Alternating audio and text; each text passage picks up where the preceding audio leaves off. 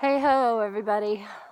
Jackie here in Alaska, and I just want to take a little bit of time to share with you a little bit of information about the essence of meditation, because you're probably, if you're here and you're watching these videos, it's because somebody has actually told you, oh, you should meditate. It really, really helps with so many things, and yoga is wonderful. And yoga and meditation, in my opinion, are just like breathing. It goes together with breathing and oxygen. And when you are first getting into it, I don't think there's one person in the world that cannot sympathize with the fact that how do you get your mind to shush? How do you get that autopilot, I call it the narrator, to stop talking? And it is something you have to train yourself to do, because here's the point. That narrator mindset is taking in everything your senses are taking in. Everything your senses are taking in. And so its job is to always take in information. Therefore, it's not meant to, completely be silent, except for when you're not taking in information.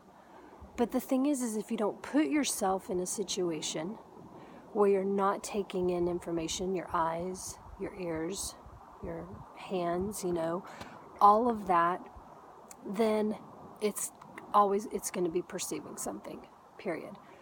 But I want to teach you how to be in an environment where you're still taking in information, so it's got a job going on, but then how do you block all that out so that you can actually relax and disconnect? And I think the key to that has helped me tremendously is to close your eyes and you use your imagination.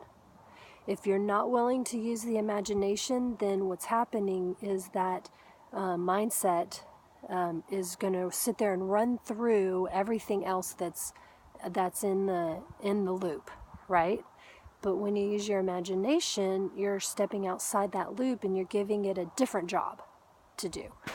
So the reason I thought about this is because I came down for a jog today, and I'm sitting there and I'm thinking about like the sun is shining, and so I turn to face the sun, and I imagine that the sunlight is coming into my body, and it immediately typically goes into colors. It starts going into the chakra colors, and so I allow it to stream into the different chakras, utilize those colors. I see black goo and darkness come out of those colors, which is stuff that's not worth me holding on to or not meant for me to carry. And then I see that light prevail again after the darkness is done. And I thought to myself, here I am, I'm actually imagining all these colors, all this stuff. And in those moments that I'm allowing my imagination to think about all of that, I realized that all that loop stopped, right? And I'm like, well, maybe I need to talk a little bit about that, because in essence, that is what you have to do in order to get the loop to stop. You have to give it another job. And sometimes it's something just as easy as breathing. It's closing your eyes and saying, I'm inhaling and I'm exhaling.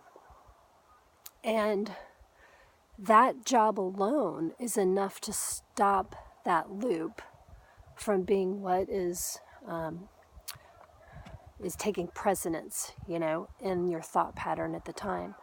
So that's really all I had to say, but it's just remember that when you're really, really, really trying to get that loop to stop, just remember you got to give it another job. And again, it can be something as simple as breathing. Sonia Choquette, I watch seminars all the time, but I watched one of hers this morning, and she was saying put the tongue on the top of the roof of your mouth, and then take a deep breath in and out and blow it out, but keep the tongue up there. And she says that actually helps to calm that that narrator mindset. So try that. And I've heard that many, many times, but the way she described it like that, I was like, oh, that's good for breathing. So great idea. All right, I hope this is helpful. Again, if you have questions or concerns, don't hesitate to email me. It's Jackie@loveyouryoga.com. And have a beautiful day. Bye.